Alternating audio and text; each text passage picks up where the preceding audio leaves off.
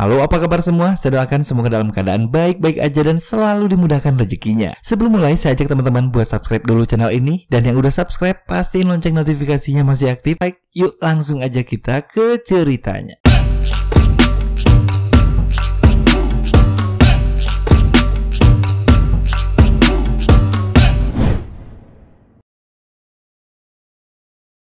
Film ini berkisah tentang kehidupan keluarga Batak yang hidup di tepian Danau Toba, di mana mereka hidup berdampingan dengan kentalnya adat istiadat budaya Batak.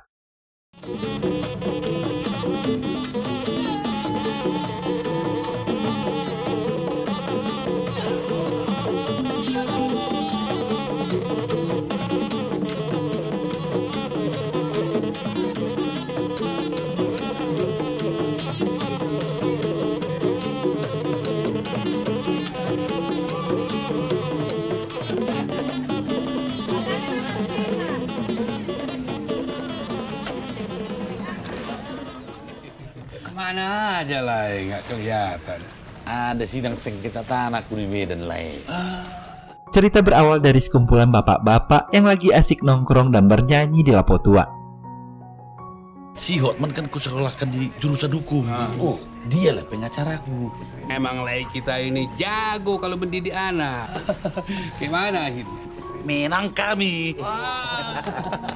Di tengah perbincangan, muncullah tayangan televisi yang memperlihatkan serial komedi di mana salah satu pemerannya adalah Gabe.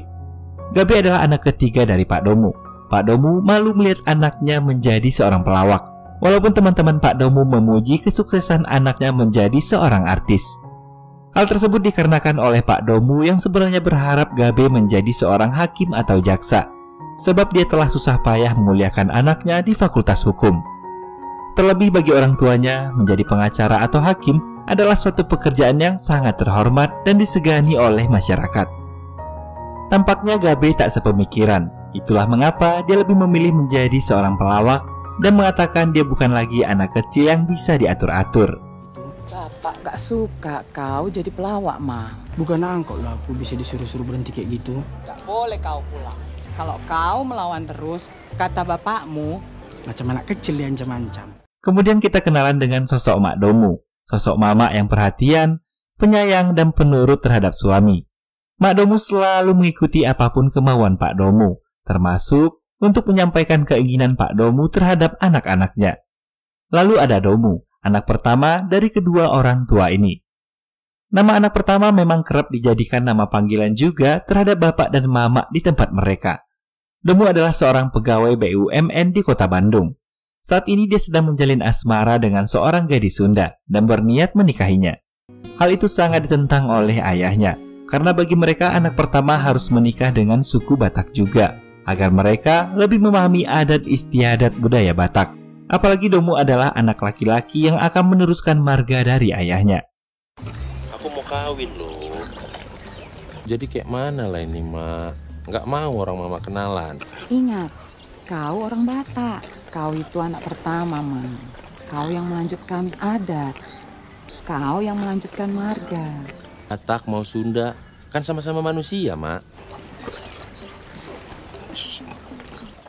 Sabar. Di tempat lain ada anak bungsunya yang bernama Sahat. Mereka memintanya pulang dan tak kembali lagi ke rantau, karena di adat Batak yang mewariskan rumah orang tua di kampung adalah anak terakhir. Namun saat ini Sahat sudah nyaman tinggal di Jogja lantaran hidup dengan seorang petani sebatang kara yang baik hati dan sudah dianggap seperti bapak sendiri. Saat dibujuk pulang ke rumah, dia pun selalu menolak dengan alasan Pak Pomo yang sendirian dan tak ada yang menemani. Dari ketiga anak mereka yang merantau dan tak kunjung pulang, ada satu anak perempuan mereka yang selalu menemani dan merawat bapak dan mamanya di rumah, yaitu Sarma. Sarma adalah anak kedua mereka yang bekerja sebagai PNS di daerah Toba. Selama ini Sarmalah yang membantu Mak Domu membereskan pekerjaan rumah sehari-hari. Ayo udah pulang aku ya. Pulang Ma, iya pulang aku Ma, iya. Iya Ma, iya Ma. Udah masuk panggilan. Jadi aku duluan lah ya. Kalau ditunda-tunda, nanti datang menjemput. Baik, langsung merespon panggilan polisi Toba. Pak Domu, Teruslah kalian ya. Aku pulang dulu ya. Iyalah. Uruslah bentukmu ah. Terlihat Pak Domu sebenarnya tak senang jika seringkali dijemput seperti anak kecil dari tongkrongannya. Namun ternyata Mak Domu menjemputnya bukan tanpa alasan. Dia ingin mengajak Pak Domu pergi ke rumah opung atau ibu dari si bapak. Di jalan mereka bertemu dengan seorang pendeta. Pak Domu inisiatif mengajak Mak Domu untuk bersikap terlihat mesra. Nggak salah, kupilih keluarga kalian jadi contoh untuk jemaat-jemaat di gereja. Sudah tua, masih mesra. Senang lihat kalian ini. Bisa aja Mang ini. Apa aku bilang? Bagus kan? Makanya jangan melawan. Makin terhormat keluarga kita di mata orang. Tujuan mereka ke rumah opung malam itu adalah untuk membicarakan acara adat yang akan opung gelar, yaitu Sulang-Sulang Pahopu. Di mana tujuan acara ini diadakan untuk memperingati pasangan suami istri yang telah dikaruniai anak. Selama bertahun-tahun hingga anak mereka sudah besar, barulah sekarang opung bisa membuat acara ini. Dikarenakan masalah biaya dan mereka baru sanggup melaksanakannya sekarang. Dalam pertemuan itu, Pak Domu mengatakan pada opung bahwa dia akan menanggung sebagian besar dari biaya acara tersebut. Satu permintaan opung pada Pak Domu. Hal itu ialah membujuk anak-anaknya untuk pulang dan menghadiri acara itu, karena akan sia-sia apabila mereka tak datang. Dan Pak Domu pun berjanji bahwa anak-anaknya akan pulang untuk menghadiri acara Sulang-Sulang Pahopu. Mam, baik-baiklah kau sama mereka. Berapa banyak pun uang yang kau kasih, seberapa besar pun pesta ini, kalau pahopu-pahopuku itu nggak datang, sia-sianya. Kupastikan mereka semua datang.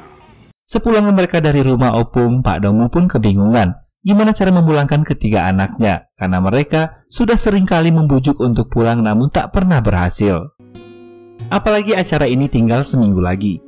Keluh kesahnya dibalas ketus oleh Mak Domu karena merasa kesal sebab Pak Domu tak memberitahu sebelumnya bahwa mereka lah yang akan membiayai acara itu. Ditambah lagi dia heran dengan sikap Pak Domu yang egois memaksakan kemauannya pada anak-anaknya. Sehingga sudah bertahun-tahun mereka tak berjumpa. Semua gara-gara kau. Sudah 6 tahun aku nggak jumpa si Domu. 3 tahun sama si Sahat. 4 tahun sama si Gabe. Mak Domu pun bilang apakah dengan selalu bertengkar seperti ini mereka akan bersedia pulang. Seketika mendengar perkataan itu Pak Domu mendapat sebuah ide.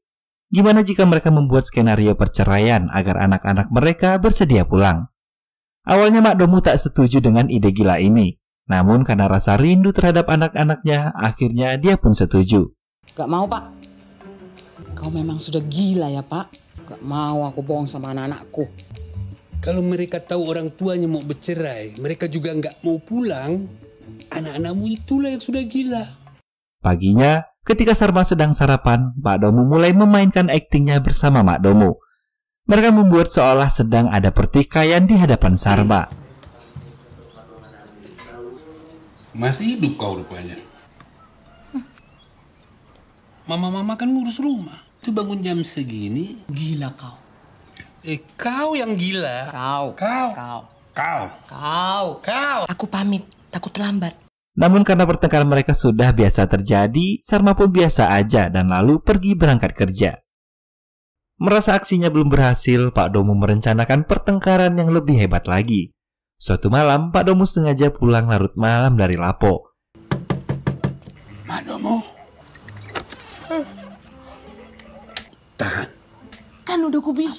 Gitu ku ketuk pintu depan. Lanjutkan emosi. Aku bangunkan Sarma dulu. Kemudian saat pulang, terlebih dahulu Pak Domu mengetok jendela kamar Sarma. Setelah Sarma terbangun, mulailah Mak Domu pura-pura marah dan mereka pun bertengkar sampai Mak Domu minta cerai. Kalau nggak mau diatur, hidup sendiri kau. Ceraikan aku.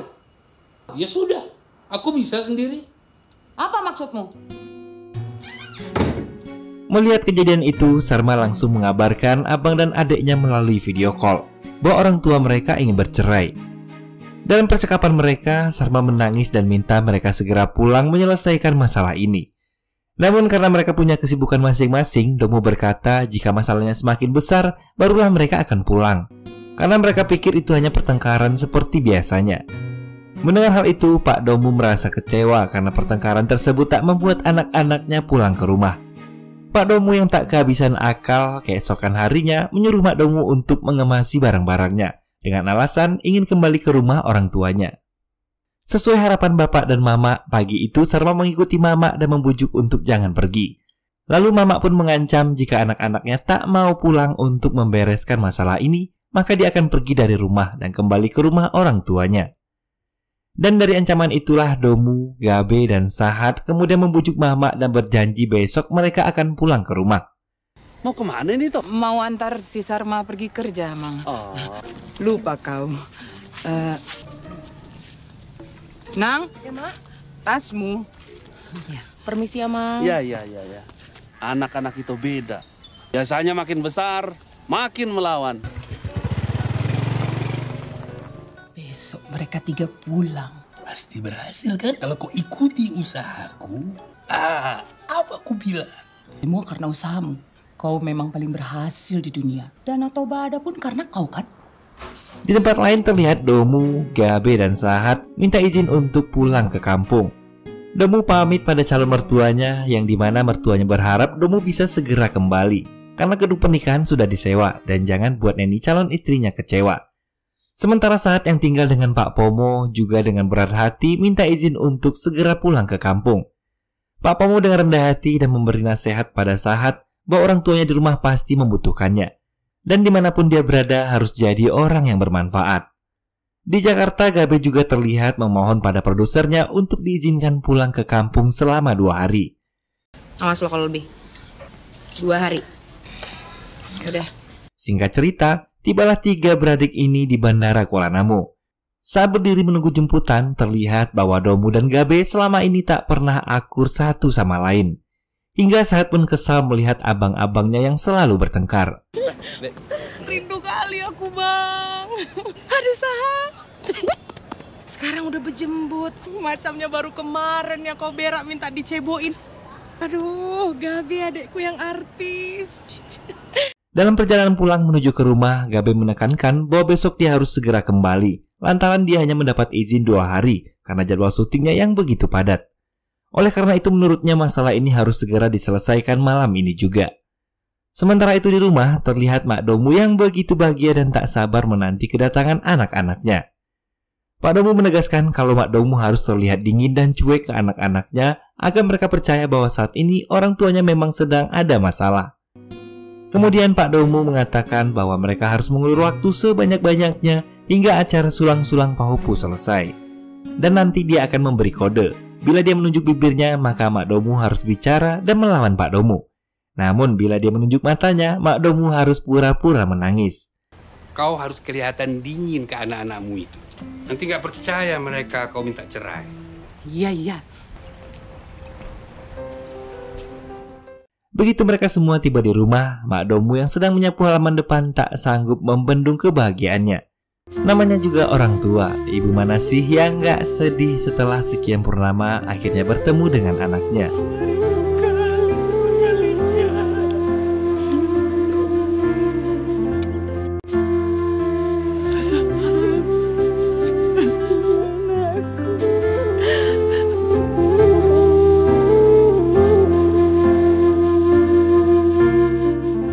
Di belakang rumah, Pak Domu yang sedang memberi makan ternaknya terlihat begitu dingin dan cuek ketika anak-anak menghampirinya.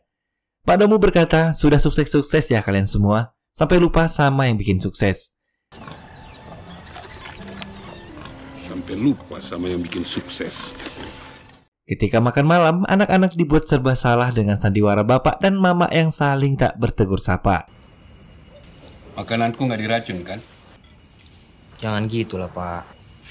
Dapat tahu, dia mau cepat-cepat jadi janda. Apalagi kelakuan Pak Domu yang khawatir jika makanannya telah diracun oleh Mak Domu. Sehingga Gabe pun memimpin doa agar tak ada yang meninggal ketika makan masakan mama. Semoga yang memakannya semua sehat. Berkatilah makanan yang udah disiapin mama dan gak ada yang meninggal. Amin.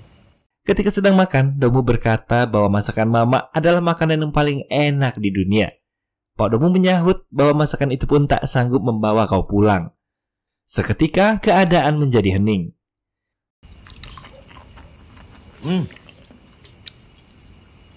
Sedap kali mie gomak buatan mama ini.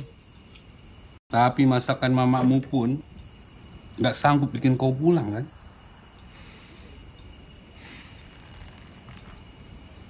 Kenapa kau? Enggak, ini mau ngasih minum buat bapak. Setelah makan mereka bertanya apa sih Mak sebenarnya alasan Mama ingin bercerai dengan Bapak. Sesuai dengan kode yang diberikan Bapak, Mak Domu mengikuti semua instruksinya. Mulai dari berbicara melawan Bapak hingga menangis sejadi-jadinya ketika terpojok. Membuat anak-anak tak tega melanjutkan pertanyaan itu. Kemudian memutuskan untuk membicarakan masalah ini keesokan harinya. Setelah Bapak pergi ke Lapo, mereka berdiskusi. Menurut Domu mereka harus menanyakan masalah ini secara terpisah. Karena jika digabung, ditakutkan akan seperti ini lagi. Lalu saat mengusulkan untuk mengajak kedua orang tuanya berlibur. Siapa tahu suasana jadi lebih terbuka. Dan Gabe pun berharap masalah itu bisa langsung selesai, agar dia bisa langsung kembali syuting. Karena dia sudah berjanji pada produsernya, besok sudah harus kembali.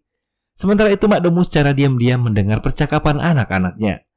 Tengah malam ketika anak-anak telah tertidur, Mak Domu mengelus masing-masing anaknya. Seakan mengingatkan ketika mereka masih kecil dulu. Bapak yang berpulang dari Lapo langsung ditarik Mama ke kamar, lalu mengatakan bahwa besok anak-anak ingin mengajak mereka pergi jalan-jalan, sekaligus membahas masalah perceraian. Paginya saat membangunkan Mama yang masih tertidur, lalu mengajaknya untuk liburan ke Bukit Holbung. Awalnya si Mak Domu sempat pura-pura menolak, lalu secepatnya mengiyakan ajakan itu. Bahkan dia terlihat sangat bahagia diajak jalan-jalan oleh anaknya. Saat mereka dalam perjalanan, Bapak dan Mak Domu pura-pura ribut karena hal sepele. Hingga saat yang duduk di kursi belakang maju ke tengah untuk memisahkan agar mereka tak lagi bertengkar. Di saat bersamaan, Bapak dan Mak Domu pun terlihat senang melihat kepedulian pada diri anaknya. Sesampainya di tujuan, terlihat hamparan Bukit Holbung dan Danau Toba yang begitu indah. Di sanalah mereka duduk dan mencoba membangun pembicaraan secara terpisah. Ketika duduk dengan Pak Domu, alih-alih mendapat solusi, mereka malah langsung dicecar dengan pertanyaan, lalu disalahkan atas keputusan mereka terhadap pilihan hidupnya masing-masing. Domu yang ingin menikah dengan orang Sunda, Gabe yang memilih jadi pelawak, saat yang memilih menetap di Jogja. Menurut Pak Domu itu bertentangan dengan budaya Batak. Seperti halnya Bapak, Mak Domu pun demikian. Sebenarnya dia tak setuju dengan pilihan hidup mereka bertiga. Kok kepikiran mau cerai, Mak? Kalau diajak bahas cerai, selalu ganti topiknya. Kalian nggak mau foto-foto? Bagus loh ini. Kita orang Batak, Pak. Mana ada istilah cerai? Sekarang jadi peduli sama adat ya. Ngelawak-lawak nggak jelas, itu dihormati adat. Anak terakhir nggak di rumah ngurus orang tua sesuai adat. Kawin bukan sama orang Batak itu sesuai adat. Melihat orang tuanya yang belum bisa berdamai ketika ditanya masalah perceraian, akhirnya mereka pun mengajak orang tuanya untuk makan dan berfoto bersama. Setibanya di rumah, mereka dikejutkan dengan kehadiran Opung yang sudah menunggu di depan rumah. Pak Domu khawatir jika sandiwaranya bersama Mak Domu diketahui oleh Opung dan menganggap hal ini benar-benar terjadi. Ternyata Opung tak tahu dengan masalah itu. Yang dia tahu bahwa saat ini Bapak hanya sedang ada masalah dengan Sahat, Domu, dan Gabe.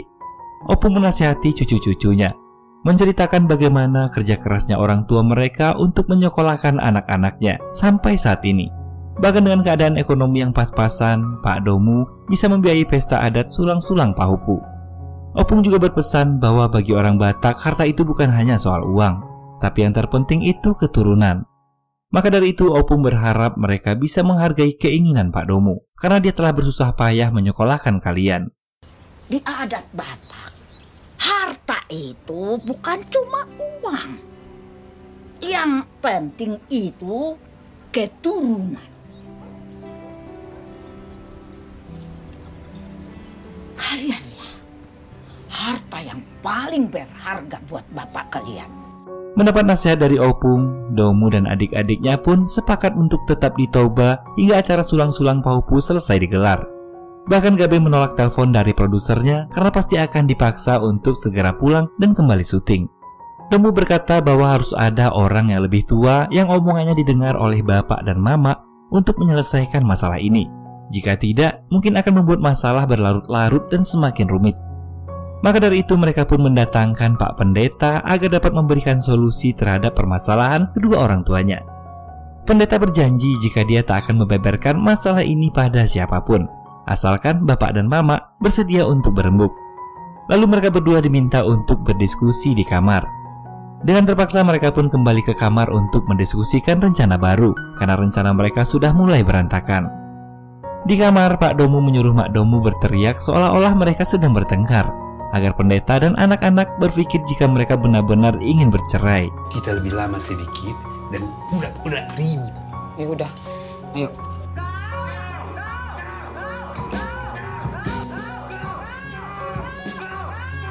Nggak apa-apa. Namanya juga diskusi. Apalagi topik yang dibahas penting. Selesai pura-pura bertengkar di kamar, Pak Domu berkata bahwa mereka tak akan bertengkar lagi dan akan membahas kembali masalah itu setelah acara adat sulang-sulang Pahopu selesai, dengan syarat anak mereka harus hadir di acara tersebut. Setelah itu, Domu, Gabe, dan Sahat diajak Mama berbelanja ke pasar. Di sana Mak Domu terlihat begitu bahagia, namun berbanding terbalik dengan Sahat, Domu, dan Gabe. Mereka terlihat tak menikmati suasana pasar, sebab yang dia pikirkan adalah setumpuk pekerjaan yang menunggu di kota. Sebelum pulang, Mama membawa anak-anaknya bernostalgia ke warung mie sop tempat mereka biasa makan dulu. Dan seperti kebiasaan Mama yang tak berubah, dia memesan 1 mangkok mie sop dan 4 piring kosong. Mendengar kuku lutus dari si pedagang mie sop yang mengatakan mereka orang pelit, Gabe yang malu karena udah jadi artis pun langsung membayar sejumlah uang sekalian untuk membayar ganti rugi atas kerugian si pedagang selama ini. Sebab sejak mereka kecil hingga sekarang, Mama selalu memesan 1 mie sop saja untuk dibagi pada ketiga anaknya. Malam harinya terlihat Sarma yang sedang merenung di teras rumah sembari menikmati semilir angin Danau Toba.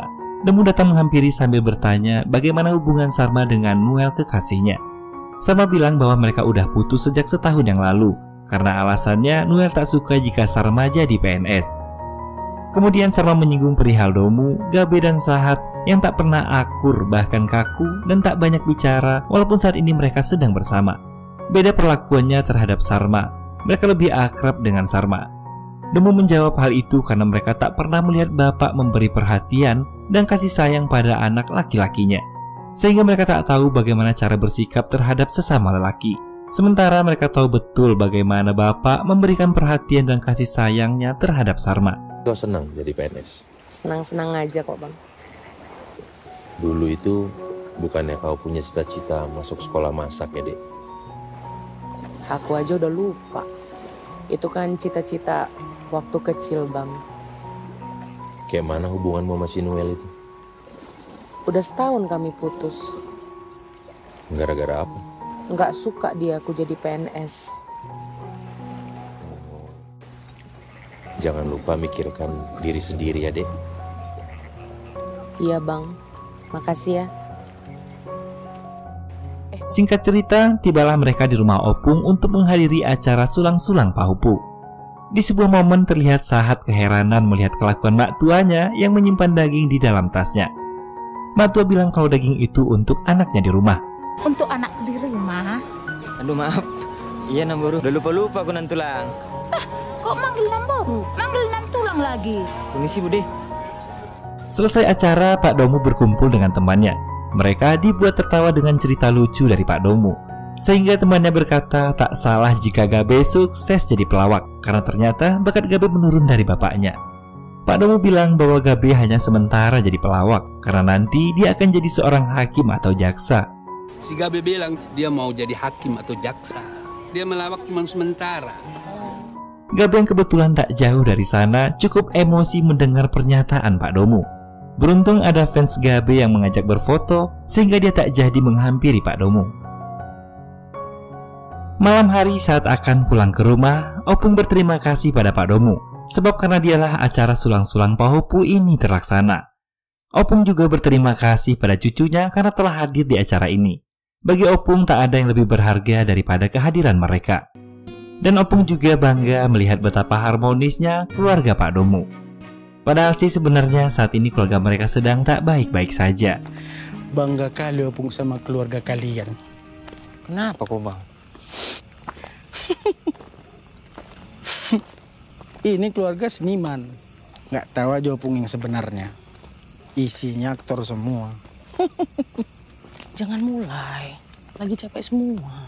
Kau ketawai keluargamu sendiri. Ketika semua anaknya telah tertidur, Mak Domu menghampiri bapak dan menanyakan apa rencana selanjutnya. Karena Mak Domu tak ingin anaknya segera pulang, dia masih senang berkumpul bersama anak-anaknya. Pak Domu yang kecapean mengabaikannya dan berkata untuk membicarakannya besok. Lepas dari itu, Mak Domu kembali ke kamar dan membuatnya kepikiran sampai-sampai dia tak tidur semalaman. Pagi harinya karena begadang semalaman, Mak Domu badannya panas. Padahal pagi itu mereka akan membahas kembali masalah perceraian bersama anak-anaknya. Alih-alih membahas masalahnya dengan Mak Domu, bapak malah membahas masalah antara dia dan pilihan anak-anaknya. Mau bahas mama kalian kan sedang sakit. Kita aja yang diskusi. Kau harus kawin sama Boru Batak. Kami udah bayar gedung. Kok bisa? Kan sama-sama manusia, Pak. Boru apapun itu, Pak. Mau Boru Batak, mau Boru Sunda. Aku kan belum setuju. Dia tidak akan ngerti adat Batak. Dia bukan Batak.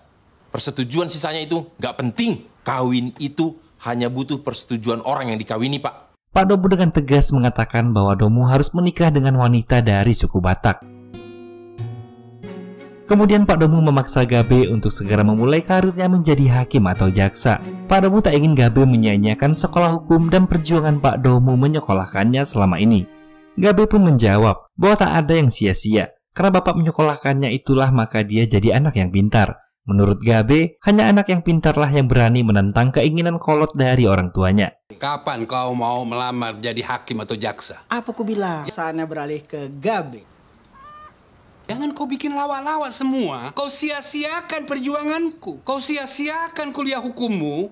Aku kan jadi pintar. Nggak ada yang sia-sia, Pak. Cuma anak yang pintar yang berani ngelawan bapaknya. Sekarang giliran Sahat. Sahat, semangat. Lalu Pak Domu juga melarang Sahat untuk kembali ke Jogja. Karena dalam tradisi Batak, anak laki-laki terakhir adalah anak yang mewarisi rumah. Namun dengan halus Sahat menolaknya. Setelah tak kunjung mendapat solusi atas permasalahan orang tuanya, Gabe memutuskan selesai atau tidaknya masalah ini, besok dia harus segera kembali ke Jakarta untuk menyelesaikan pekerjaannya. Sebab jika tak kembali, produser mengancam akan memecat Gabe dan Gabe diharuskan untuk membayar penalti kontrak. Emosi kali tadi aku dibikinnya itu loh. Masalah orang cepat kali dibahas.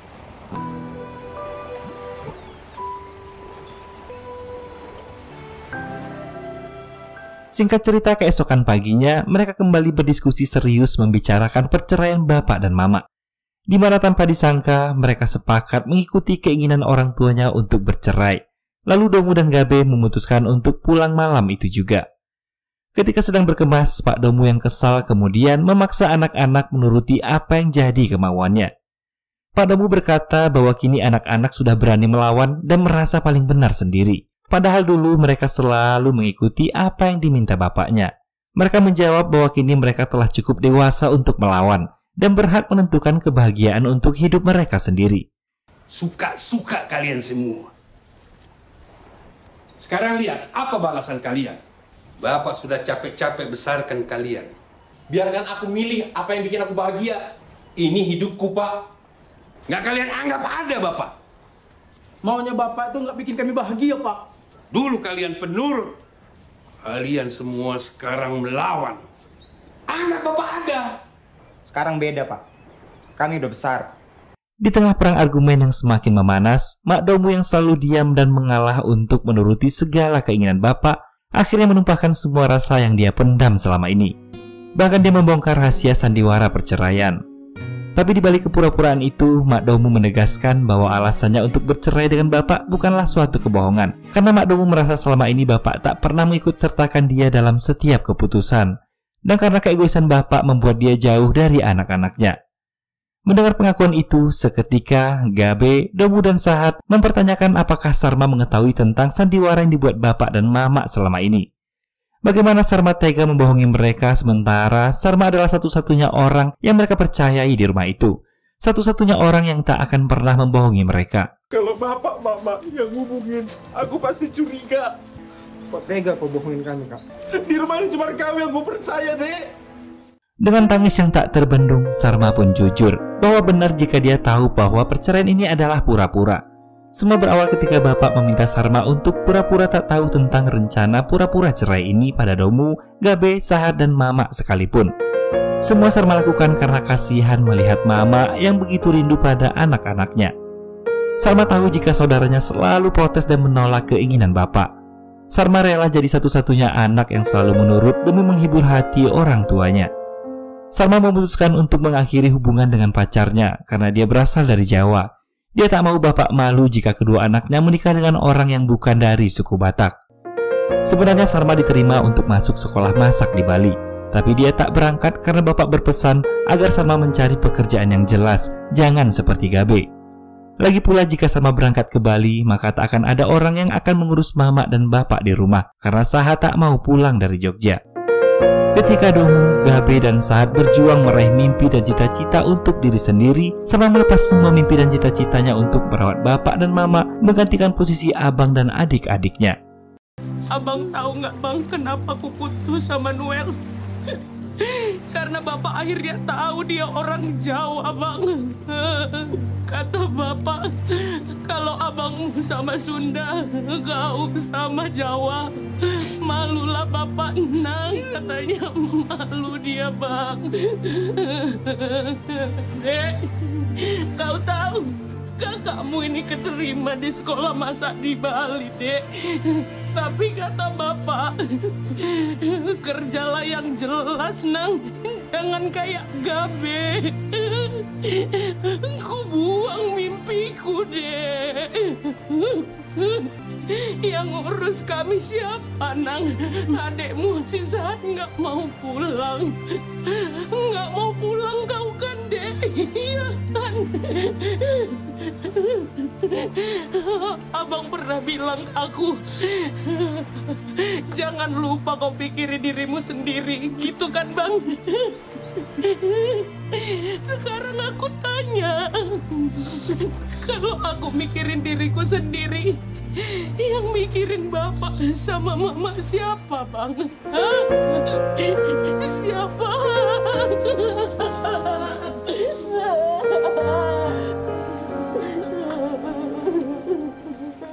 Merasa tersudutkan oleh keadaan, bapak memilih pergi dan menenangkan diri ke Lapo Tua. Ketika bapak kembali ke rumah, ternyata rumah sudah kosong. Pagi hari, Saat kembali ke rumah untuk berpamitan karena akan kembali ke Jogja. Saat memberitahu Pak Domu bahwa Mak Domu dan Sarma berada di rumah orang tuanya Mama. Sementara Gabe dan Domu telah kembali pulang. Sebenarnya Saat berencana akan pulang ke Jogja tadi malam. Tapi setelah menelpon Pak Pomo, Saat dinasihati agar terlebih dahulu pamit pada bapak dan pada opung-opungnya. Hal-hal seperti inilah yang membuat Saat betah tinggal bersama Pak Pomo. Saat belajar banyak hal dari Pak Pomo. Belajar menjadi pendengar yang baik dan belajar banyak tentang kehidupan, di mana seharusnya Pak Domu lah yang mengajarkan itu semua pada anaknya. Setelah bicara panjang lebar dengan Pak Domu, Saat pun kemudian pamit untuk kembali ke Jogja. Beberapa hari hidup sendiri, Pak Domu sering melamun. Bahkan sudah beberapa hari Pak Domu jarang makan. Oleh karenanya Pak Domu pun mendatangi rumah opung atau ibu kandungnya. Dia beralasan bahwa saat ini dia rindu dengan masakan ibunya. Tapi di sini opung berkata bahwa dia sudah tahu semua masalah yang sedang dihadapi Pak Domu, sebab Sarma menelponnya seminggu yang lalu. Pak Domu pun menangis minta maaf pada opung karena merasa telah gagal menjadi seorang ayah. Aku. Alasan kenapa opung tak datang mengurus Pak Domu adalah karena opung ingin memberi pelajaran pada anaknya itu, agar Pak Domu mengerti bahwa dia memang butuh anak dan istrinya. Opung berkata bahwa Pak Domu memang telah berhasil membuat anak-anaknya menjadi pintar dan berkembang. Tapi ketika anak-anak telah berkembang, seharusnya Pak Domu pun demikian.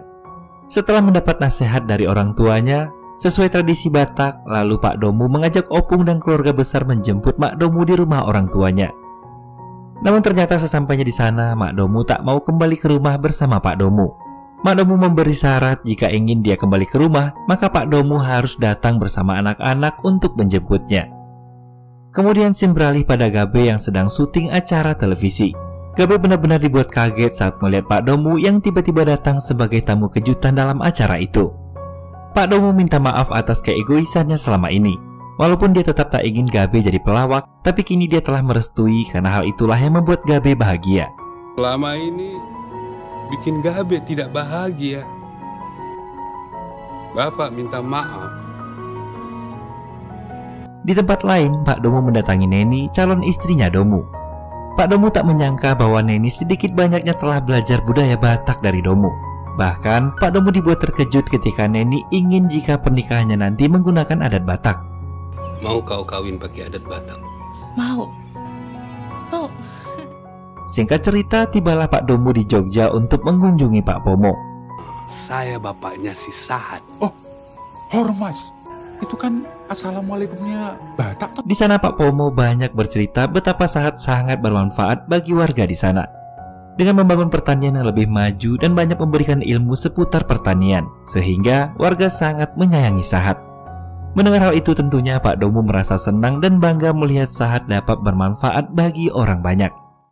Di akhir film terlihat Pak Domu, Gabe, Sahat, dan Domu tiba di rumah Opung bermaksud menjemput Mak Domu untuk kembali pulang berkumpul bersama keluarga di rumah. Tapi alih-alih segera pulang, Mama ngeprank dengan berkata bahwa dia belum bisa pulang saat ini. Alasannya sederhana, karena Mama sudah menyiapkan mie gomak terenak untuk suami dan anak-anak tercintanya. Dan film pun berakhir bahagia dengan bapak yang tak perlu khawatir jika makanan itu telah diracun Mama. Hingga Gabe tak perlu mendoakan agar tak ada yang meninggal setelah makan masakan buatan Mama. Dan film pun selesai. Sebuah karya luar biasa dari sang sutradara Benedion Raja Guguk. Sebuah film realita keluarga di mana sampai saat ini polemiknya masih sering terjadi bahkan di keluarga kita sendiri. Perbedaan pendapat antara orang tua dan anak-anaknya, perselisihan antara abang dan adik yang membuat hilangnya keharmonisan di tengah-tengah keluarga. Bahkan ada yang tak saling bertegur sapa hingga bertahun-tahun. Demi apa? Demi mempertahankan sebuah gengsi. Gengsi untuk berlapang dada menerima sebuah pilihan yang berbeda. Gengsi untuk mengaku salah. Gengsi untuk minta maaf dengan perspektif akan menjadi orang yang kalah. Seolah-olah dunia akan kiamat jika melakukannya. Padahal hidup di dunia ini hanya sementara, waktu tak dapat dibeli, maka pergunakanlah sebaik-baiknya. Jaga silaturahmi yang baik dengan keluarga. Dari film ini kita belajar bagaimana seharusnya menjadi orang tua dan anak yang bijaksana yang berkembang sesuai zamannya. Perjalanan hidup dan lingkungan mempengaruhi cara seseorang dalam menemukan bakat dan menentukan pilihan untuk bahagia dalam menjalani kehidupannya. Sehingga masing-masing dari kita tentulah tak akan sama. Setiap pilihan tentu ada risikonya, tapi ingat tak ada hal yang sia-sia. Jika pada akhirnya kamu gagal dengan pilihanmu, pasti ada hikmah di balik itu semua. Pastinya Tuhan punya rencana hebat yang telah dipersiapkan untuk dirimu. Hal yang saya kagumi dari orang-orang Batak adalah bagaimana mereka menjaga komitmen dalam berumah tangga. Dan seburuk apapun kondisi ekonomi keluarganya, pendidikan anak-anak selalu menjadi prioritas utama. Jadi tak heran jika melihat foto-foto wisuda di rumah seorang keluarga Batak dengan anak yang banyak padahal hanya seorang pedagang sayur. Karena pendidikan tinggi seolah sudah menjadi jati diri. Baiklah, mungkin sekian dulu dari saya. Semoga kisah ini dapat menjadi hiburan yang bermanfaat bagi teman-teman semua. Cara setiap orang dalam memaknai sebuah film tentulah berbeda-beda. Silahkan tulis pendapat kalian di kolom komentar. Siapa tahu bisa menjadi inspirasi dan pesan bagi yang membacanya. Sebelum pamit, klik dulu tombol like dan subscribe-nya. Kalau udah, terima kasih. Akhir kata saya pamit undur diri. Assalamualaikum warahmatullahi wabarakatuh. Bye-bye.